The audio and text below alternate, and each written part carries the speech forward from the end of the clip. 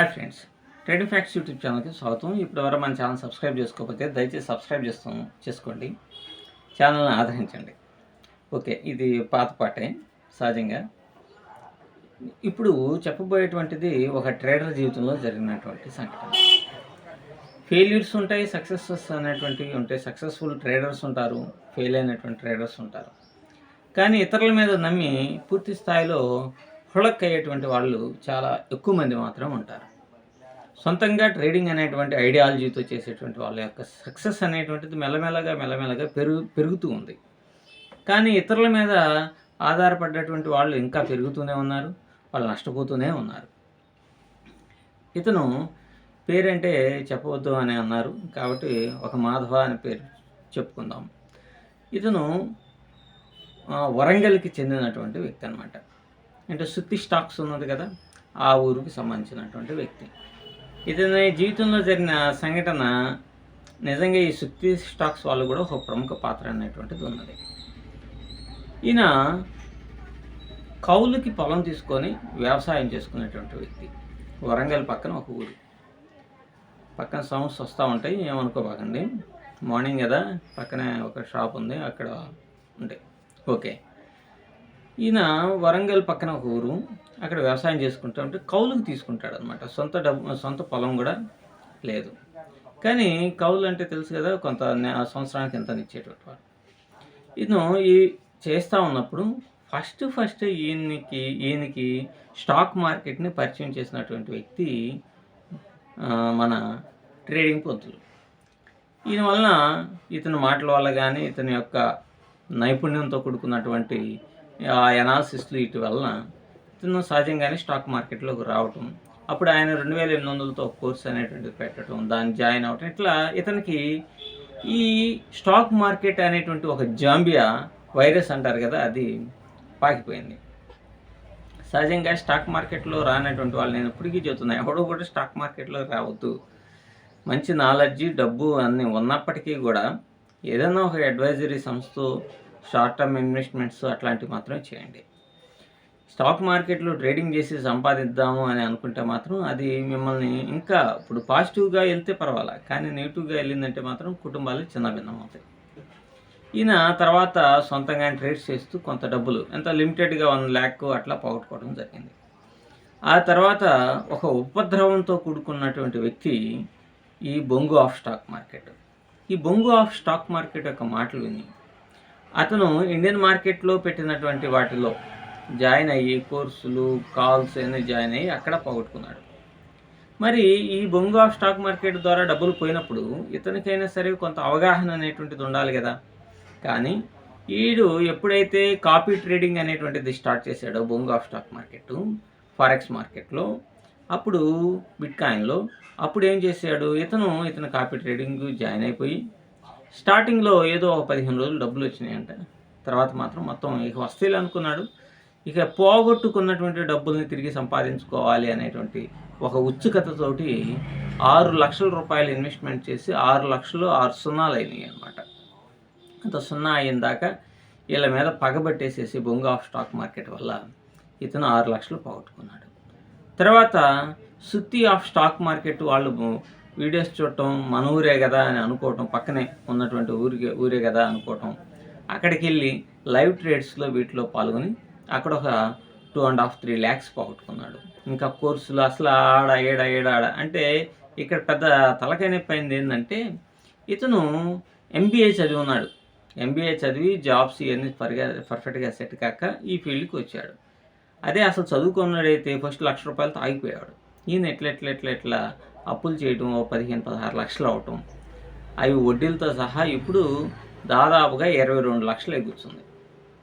22 లక్షలకి ఇతను ఏం చేయాలి ఏంటి అనేది అర్థం కాక, అది ఏదో వరంగల్లో ఒక చిన్న స్థలం అనేటువంటిది ఉంటే అది అమ్ముకున్నాడంటే ఈ మధ్య కాలంలోనే. అమ్ముకుంటే దాని ద్వారా ఒక 10 లక్షల రూపాయలు వస్తే, అది 2 సెంట్ల స్థలం, 10 లక్షలు వస్తే దాన్ని కొంత అప్పు తీసుకుంటే ఇప్పటికీ 12 లక్షలు ఉంది. ఇంట్రెస్ట్లు కట్టలేక ఇన్ని రకాలుగా ఇదైపోతూ చాలా సతమతం అయిపోతూ ఉన్నాడు. ఇప్పుడు ఈ డబ్బుల్ని అసలు ఇంట్రెస్ట్‌లు కట్టడానికి, పిల్లల్ని చదివించుకోవడానికి ఇది లేక ఇప్పటి వరకు అప్పుడప్పుడు సొంత పొలంలో వచ్చి పనిచేసేటువంటి వీళ్ళ మిస్సెస్ ఆవిడ కూడా డిగ్రీ చదువుకున్నారు. గమనించి చూడండి. ఇప్పుడు వీళ్ళిద్దరు కలిసి వేరే చోట కూలీకి వెళ్ళి ఇద్దరు కనుక వెళ్తే కొంచెం మనీ వస్తుంది అనే ఉద్దేశంతో కొన్నైనా కట్టుకోవచ్చు, పిల్లల్ని చదివించుకోవచ్చు అనేటువంటి ఉద్దేశంతో కూలీకి వెళ్ళిపోయి కూలీ పనులు చేసుకుంటూ జీవితాన్ని సాగిస్తున్నాను. ఇంతకుముందు అద్భుతంగా ఉండేటువంటి జీవితం సార్, ఇప్పుడు అసలు నరకాన్ని అనుభవిస్తున్నాము. అసలు ఎంత మేము పిల్లల కోసమే మేము ఇక జాగ్రత్తగా చేసుకొని వస్తున్నాము అని చెప్పారు. మనం కూడా చాలా జాగ్రత్తలు చెప్పాము. మన సపోర్ట్ ఉంటుంది అని చెప్పేసి కూడా చెప్పాము. సపోర్ట్ అంటే డబ్బులు ఏదో ఇస్తామని కాదు, ఒక మోరల్ సపోర్టు. మీరు ఎప్పుడైనా సరే కొంచెం సైకలాజికల్గా ఏదైనా అనిపిస్తే ఫోన్ చేయండి ఇదని చెప్పాం. అసలు ఈయన మనకి కాంటాక్ట్లోకి ఎందుకు వచ్చారు అని అంటే, మనం ఈ మధ్య ఆల్గోస్ అనేటువంటిది ఇస్తాము. మనం ఒకటే ఇచ్చాము, తర్వాత అనేటువంటిది ఏది ఇవ్వాల పబ్లిక్కి. ఇప్పుడు అన్నీ ట్రయల్ వెర్షన్లోనే ఉన్నాయన్నమాట. ఈయన నేను చెప్పాను కదా, మనం ఒక బాట్ని మేము పట్టాము, అది మంచి ప్రాఫిట్స్ని ఎట్లానే ఇచ్చింది. అయితే దాంట్లో స్టాప్ లాస్ అనేటువంటిది చాలా ఎక్కువ ఉంది, టార్గెట్ అనేటువంటిది తక్కువగా ఉంది, స్కాల్పింగ్ మోడ్లో ఉన్నది. దీన్ని ఇంకొంచెం ఎక్స్టెన్షన్ చేసి రిస్క్ రివార్డుని కొద్దిగా పెంచాలి అనేటువంటి కోణంలో మనం ప్రయత్నం అనేటువంటిది చేస్తూ ఉన్నాం. ఇప్పుడే ఇవ్వమని కూడా మనం వీడియోలో చెప్పి ఉన్నాం. ఇది చూసి మనకి దాదాపుగా ఒక 83 మంది, నేను కౌంట్ చేశాను రాత్రి, అసలు ఎంతమంది మెసేజ్లు చేశారు ఏంటి అని. 83 మంది. ఇప్పుడు అంటే అది తక్కువ క్యాపిటల్ కదా, ఒక $100 వేసుకుంటే సరిపోతుంది అన్నట్టుగా అన్నాం కదా, తక్కువలోనే అవుతుంది అన్నాం. కాబట్టి దాదాపుగా 83 మంది మనల్ని కాంటాక్ట్ చేయటం, మెసేజ్లు చేయటం, ఫోన్లు చేయటం ఒక రకంగా కాదు. నిన్న ఆ అడ్జస్ట్మెంట్స్లో ఒక చిన్న పొరపాటు ఇది వలన అది స్టాప్ లాస్ని ఎక్కువగా మూవ్ అవుతూ ఉంటే మరలా మనకి ఫోన్లు చేయటం, సార్ ఇది అది దాదాపుగా నిన్నైతే ఒక 40 ఫోన్ కాల్స్. ఇట్లా ఈ ఫోన్ కాల్స్ వచ్చినటువంటి వాళ్ళలో ఇతను ఒకడు. ఈయన సార్ ఏదన్నా సరే ఒక బాట్ అనేటువంటిది కనుక ఇస్తే నెలకి నాకు ఒక 5,000 6,000 వస్తే చాలు, నేను ఎట్లా ఒక 10,000 వేసుకుంటాను, ఒక 5,000 6,000 కనుక వస్తే పిల్లల ఫీజులకు వస్తాయి, ముందు అసలు వాళ్ళకి రిస్క్ లేకుండా ఉంటుంది అని ఇదితో ఉన్నారు. అంటే మనం బాట్ కనుక తీసుకొని వస్తే అసలు మినిమం ఎక్వైర్మెంట్స్ ఉన్న చిన్న అవసరాలనైనా తీర్చుకోవాలనేటువంటి భావంతో ఉన్నటువంటి వాళ్ళు చాలామంది ఉన్నారు. ఈ చాలామంది మనం ఫోన్ చేసి మాట్లాడినటువంటి వాళ్ళలో దిస్ టైప్ ఆఫ్ పీపుల్ చాలామంది. అంటే ఎంత పోగొట్టుకున్నారు అట్లా అని కాదు, కానీ ఏదన్నా ఒక మధ్యతరగతి కుటుంబంలో మనకు ఒక సపోర్ట్ అనేటువంటిది ఉంటుంది అనే భావంతో ఉన్నారు. దీనివలన నాకు ఇంకా బాధ్యత అనేటువంటిది పెరిగిందనమాట. సో ఇది మనం ఎట్లా అయినా సరే అంటే ఇన్ ఫ్యూచర్లో నాట్ ఏగర్లీ మనమైతే కొన్నిటిని ప్రయత్నం అనేటువంటిది చేస్తూ ఉన్నాం. అవుట్పుట్ పర్ఫెక్ట్నెస్ వచ్చింది అనుకున్నప్పుడు మాత్రమే మనం బయటకి ఇవ్వటం అనేటువంటిది జరుగుతుందన్నమాట. సో మనం అయితే ఇంకోటి కూడా మనం చెప్పాలి, ఇవి అన్నీ కూడా ఒక ఇంటర్నేషనల్ మార్కెట్లో సక్సెస్ అవటం అనేటువంటిది చాలా కష్టంగా ఉంటుంది. సో మనం ఎదుటికి ఒక ఆల్గో అనేటువంటిది పబ్లిక్ ఇచ్చాము, అది ఉదయం నుంచి సాయంత్రం వరకు రన్ చేసుకుంటే మంచి రిజల్ట్ అనేటువంటిది ఇస్తుంది, అంతవరకు ఓకే.